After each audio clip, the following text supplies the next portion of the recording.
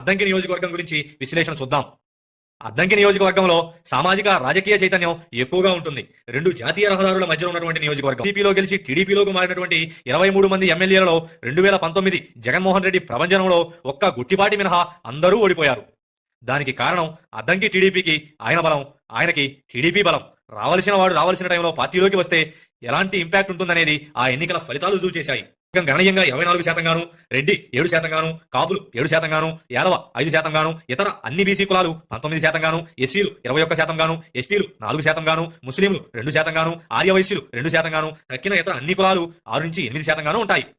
ఈ నియోజకవర్గ ఆవిర్భావంలో మొదటి ఎమ్మెల్యే అయిన నాగినేని వెంకయ్య గారి దగ్గర నుంచి ఇప్పటి గుట్టిపాటి రవికుమార్ గారి దాకా ఒక్కరు మినహా తక్కిన అందరూ కమ్మ సామాజిక వర్గానికి చెందిన ఎమ్మెల్యేలే గెలుస్తూ వస్తున్నారు. 21 అక్టోబర్లో టీడీపీ పార్టీ ఆఫీస్ మీద దాడి జరిగినప్పుడు ఆయన పార్టీకి సంఘీభావంగా 500 వాహనాలతో నిలువెత్తు ధైర్యం దారి చేసుకుని ధర్మయుద్ధానికి బయలుదేరినట్టు వెళ్లాడు.